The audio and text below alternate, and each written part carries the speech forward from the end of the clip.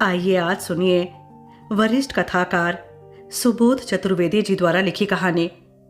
कहानी का शीर्षक है प्रेम पत्र। लंच खत्म होने में 10 मिनट शेष रह गए थे। हम स्टाफ के सभी सदस्य लंच समाप्त करके गप्पों के साथ रामदीन की चाय का इंतजार कर रहे थे। आज ना जाने क्यों देर कर रहा था। विभा घड़ी देखते हुए बोली, आज पता नहीं ये रामदीन कहाँ रह गया। लंच खत्म होने ही वाला है। आज तो लगता है बिना चाय पिए ही कक्षा में जाना पड़ेगा। हाँ और क्या, विभा के सुर में सुर मिलाती लतिका बोल पड़ी। कक्षा में समय से नहीं पहुंचो तो बच्चे आसमान सिर पर उठा लेते हैं। अनुशासन नाम की तो कोई चीज ही नहीं रह गई है। बस इसी बात पर अनुशासन पर बहस छिड़ गई। उस बहस में मिस्टर व्यास कैसे पीछे रहने वाले थे। चौक से टेबल पर आकृतियां बनाते हुए बोले, मजाल है मेरी कक्षा का कोई विद्यार्थी चूक कर जाए, सबको ठीक करके रखता हूं। उनके ठीक करके रखने की परिभाषा से सब परिचित थे। बच्चों को कड़ी से कड़ी सजा देने के लिए प्रसिद्ध थे। उन्हें सामने देखते ही बच्चों की रूह कांपती थी, तुरंत दाएं बाएं हो जाते थे। जहां तक महिला शिक्षिकाओं की बात थी, हम लोग डांट डपट कर ही काम चला लेते थे। हमें लगता था कक्षा 11-12 के छात्रों पर हाथ उठाना अनुचित है। कक्षा में डांट पड़ने से ही वे लोग बेइज्जती का अनुभव करते थे। फरवरी का महीना चल रहा था। स्कूल में प्री बोर्ड की परीक्षाएं चल रही थी। कक्षा 10 और 12 की फिर छुट्टियां हो जाने वाली थी, क्योंकि मार्च में बोर्ड परीक्षा शुरू होने वाली थी। पढ़ाई के प्रति अब वे बच्चे भी सजग हो गए थे जो पूरे वर्ष मौज मस्ती में दिन बिता रहे थे। कोई प्रैक्टिकल फाइल बनाने में जुटा था तो कोई पिछले बोर्ड के पेपर हल करने में लगा था। मौसम खुशगवार हो चला था। बस कभी कभी तेज हवाएं सर्दी का हल्का एहसास करा जाती थीं। स्वेटरों के बोझ से मुक्ति मिल चुकी थी। कंधे पर पड़ा हल्का शॉल ही भला लगता था। घंटी बज चुकी थी। ना चाय का पता था ना रामदीन का। जिनके पीरियड थे उदास मन से कक्षा की ओर प्रस्थान के लिए तैयार हो रहे थे। तभी शोर मचाता बच्चों का हुजूम स्टाफ रूम के दरवाजे पर इकट्ठा होने लगा। मिली जुली आवाजों का शोर कानों में आने लगा। हम सभी हड़बड़ाकर अपनी अपनी कुर्सियों से उठ खड़े हुए। पहले लगा कि खेलते समय कोई छात्र घायल हो गया होगा, पर बाद में पता चला कि किसी बाहरी व्यक्ति ने वाइस प्रिंसिपल का हेलमेट से सिर फोड़ दिया और उनके सिर से बहुत खून बह रहा है। समाचार सुनकर पहले तो सभी कुछ पल के लिए स्तब्ध रह गए। फिर शर्मा जी के ऑफिस की तरफ दौड़ लगाई। लंच टाइम था। साथ में उनकी पत्नी वहां मौजूद थी, जो उसी स्कूल में अध्यापिका थीं। वे दोनों साथ में लंच कर रहे थे। तभी उन्हें पूछता हुआ एक व्यक्ति वहां घुसा। पहले कुछ कहा सुनी हुई, फिर हाथ में पकड़े हेलमेट से दनादन सिर पर वार कर दिया। पत्नी ने बचाने की कोशिश की तो उन्हें भी धक्का देकर कुर्सी पर गिरा दिया। वे चिल्लाते ही रह गईं। जिस गति से आया था उसी गति से वापस चला गया। कॉरिडोर में खेल रहे बच्चों ने हमला होते देखा था। तभी दौड़कर वे स्टाफ रूम में आ पहुंचे थे। नजारा देख हम सब अवाक रह गए। उनके सिर से खूब खून बह रहा था। उनकी पत्नी अपने शॉल से रोकने की असफल कोशिश कर रही थी। दोनों के अधखाए लंच बॉक्स टेबल पर खुले पड़े थे। हमारी यूनियन के प्रेसिडेंट भी खबर सुनकर आ पहुंचे थे। आगे बढ़कर उन्होंने प्रश्न किया, शर्मा जी, यह जानलेवा हमला आप पर किसने किया? तुरंत पुलिस में FIR लिखवाने चलिए। लोगों की हिम्मत इतनी बढ़ गई है। उन्हें रोकते हुए श्रीमती शर्मा बोली, आप पहले एम्बुलेंस बुलाइए, पहले अस्पताल पहुंचना जरूरी है। रास्ते में मैं आपको सब बतला दूंगी। उनकी बात का सभी ने समर्थन किया।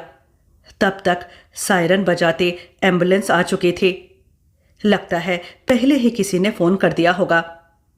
शर्मा जी को सहारा देकर ले जाया गया। अधिक खून बह जाने से लगभग अचेत हुए जा रहे थे। कक्षा में जाने को अब कोई तैयार नहीं था। सभी ने अपनी कक्षा के मॉनिटर को बुलाकर कक्षा का ध्यान रखने के लिए कह दिया था।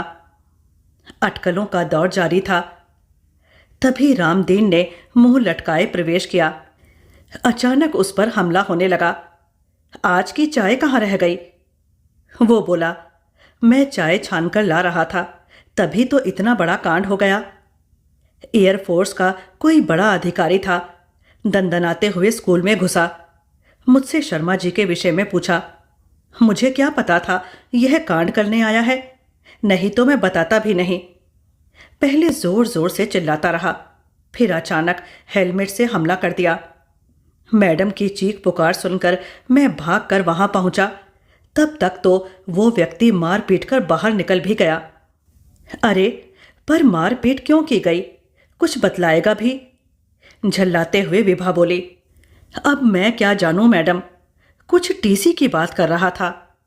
शायद उनकी बेटी को सर ने टीसी थमा दिया था। क्या टीसी? पर क्यों? हम सभी एक साथ चौंक पड़े। अब मुझे क्या मालूम साहब, मैं चला, घंटी बजाने का टाइम हो गया, कहकर रामदीन वहां से चलता बना। अटकलों का दौर जारी था। कौन हो सकता है वो? निश्चित ही कोई उच्चाधिकारी होगा, तभी इतनी हिम्मत की विद्यालय में घुसकर एक प्रशासनिक अधिकारी पर जानलेवा हमला कर जाए। यह कोई छोटा मोटा अपराध तो नहीं था। हम सभी गुस्से में उबल रहे थे। जब हमारा प्रशासनिक अधिकारी सुरक्षित नहीं है तो फिर स्टाफ की सुरक्षा भी क्या मायने रखती है।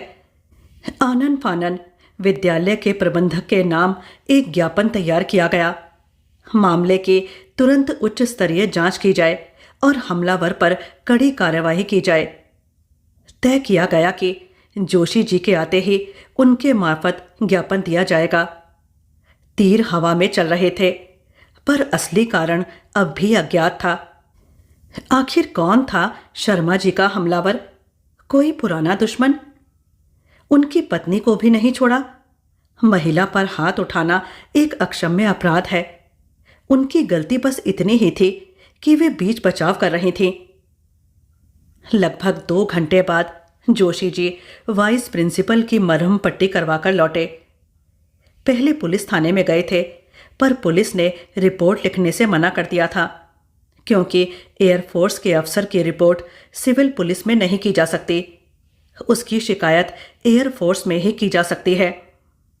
सभी स्टाफ जोशी जी को घेरे खड़ा था। सबकी उत्सुकता पर विराम लगाते हुए जो कारण पता चला वह हम सबको हैरान कर देने वाला था। प्रिंसिपल बाहर गए थे। विद्यालय का चार्ज शर्मा जी पर था। जोशी जी बोले, कभी कभी कुछ फैसले जल्दबाजी में कर लेने का यही परिणाम होता है। कैसा फैसला? अचानक कई स्वर एक साथ गूंजे। बात इतनी बड़ी भी नहीं थी, पर शर्मा जी की नादानी ने उसे इतना तूल दे दिया। हमलावर ग्रुप कैप्टन मुखर्जी था।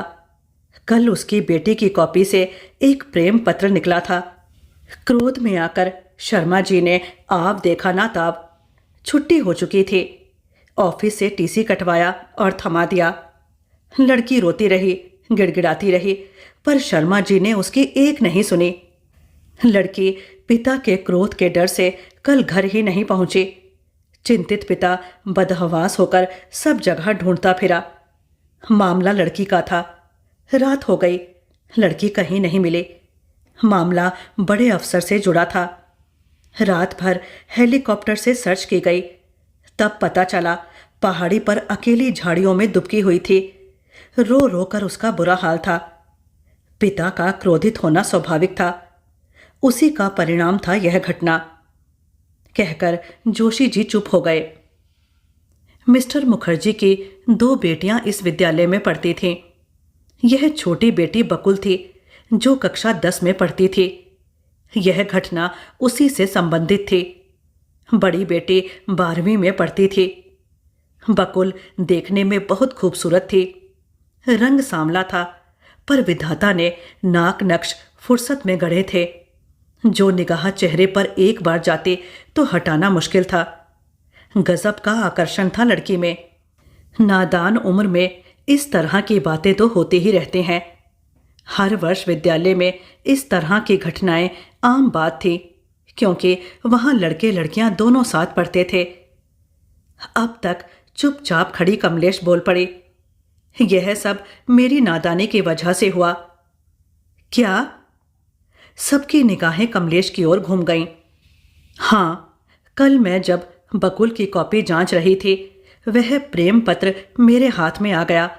मैंने बिना सोचे समझे जाकर शर्मा जी को दे दिया। सोचा था कि बकुल को बुलाकर थोड़ी डांट डपट कर देंगे। अच्छी लड़की है। मुझे लगा कहीं इन सब के चक्कर में अपने लक्ष्य से ना भटक जाए। मुझे क्या पता था शर्मा जी इतना बड़ा कदम उठा लेंगे कि सीधे टीसी थमा देंगे। पता होता तो मैं खुद अपने स्तर पर निपट लेती। अब तक चुपचाप सुन रही मिसेस चौबे बोल पड़ी, धन्य हो कमलेश, तुम भी हद करती हो। प्रेम पत्र ही था, ना कि टाइम बम। तुम्हारी जरा सी नादानी ने बात को कहां से कहां पहुंचा दिया। अरे, यह तो उनकी उम्र की नादानी है। यह सब अप्राकृतिक भी तो नहीं है। यह तो उनके लिए ऑक्सीजन है। 6 घंटे साथ साथ रहते हैं तो कुछ ना कुछ तो होगा ही। 1-2 साल चुगलबाजी चलती है, फिर स्कूल से बाहर जाते ही सब छूट जाता है। फिर मैं कहाँ, तुम कहाँ। अपने अपने करियर में डूबकर प्रेम का बुखार शीघ्र उतर भी जाता है। अब तो स्टाफ के बाकी लोग उनकी हाँ में हाँ मिलाने लगे थे। कमलेश एक अपराधी की भांति खड़ी थी। मैंने कमलेश का पक्ष लिया। नहीं, गलती कमलेश की नहीं, शर्मा जी की है। एक शिक्षक होने के नाते हमारी भी नैतिक जिम्मेदारी बनती है। इतना बड़ा कदम उठाने से पहले बकुल को समझाते, फिर माता पिता को बुला सकते थे। बच्चे तो नादानी करते ही हैं। किशोरावस्था में विपरीत लिंगी आकर्षण सहज है, पर शिक्षा के मंदिर में इन सब चीजों की इजाजत नहीं दी जा सकती। बच्चों से एक मर्यादा की अपेक्षा तो हमें रखनी ही होगी। अब बहुमत मेरी ओर हो गया था। अचानक सुदेश मैडम बोली, मेरी नजरों से तो प्रतिवर्ष ना जाने कितने जोड़े गुजरते हैं। उनके बीच क्या खिचड़ी पक रही है, मुझे तुरंत समझ में आ जाता है। प्रेम में डूबे वे 2 प्राणी दीन दुनिया से बेखबर बस अपने आप में डूबे रहते हैं। वे कक्षा में उपस्थित होकर भी वहां नहीं होते हैं। उनकी वह सतरंगी सपनीली दुनिया कल्पना के पंखों पर सवार हम लोगों की दुनिया से बहुत दूर ले जाती है। सच कहूं तो मुझे तो लगता है जैसे उन पर खुदा का नूर बरस रहा हो। वे आत्ममुग्ध जोड़े जिनकी 4 आंखों का खेल कक्षा में भी चलता रहता है। मैं सब देखकर भी अनजान बन जाती हूं, क्योंकि मुझे पता है यह 4 दिन की चांदनी है। आगे तो जीवन की राह बड़ी टेढ़ी है। ताउम्र तो फिर उसी राह पर चलना है। कुछ पल हसीन सपनों को देखते हुए बिता लें तो बुराई क्या है। जीवन की आपाधापी में इन सपनों को तो आखिर बिखर ही जाना है। मिसेस चौबे ने हंसते हुए कहा, अरे वाह, लगता है कुछ पुरानी स्मृतियां लौट आई हैं, तभी आप इतनी भावुक हो उठी। खैर, अब सभी एक बात नोट कर लें, किसी की भी कॉपी में से प्रेम पत्र निकले तो सीधा स्टाफ रूम में लेकर आएगा। हम लोग बस पढ़ेंगे, कुछ मनोरंजन होगा, बदले में कोई कार्यवाही नहीं की जाएगी, क्योंकि आज का सबक काफी है। हम लोगों की उम्र लिखने की भले ना रही हो, पर पढ़ने की तो अभी बाकी है। नीरस दिनचर्या में कुछ तो सुख की बयार के झोंके आएंगे। क्यों, ठीक है ना? बिल्कुल, कहकर संवेद स्वर में स्टाफ ने तालियां बजाकर उनका अनुमोदन किया। कह कहे लगने लगे। बोझिल वातावरण हल्का हो चला था। सुबोध चतुर्वेदी जी की लिखी इस प्यारी सी कहानी के अंत के साथ मुझे विदा दीजिए।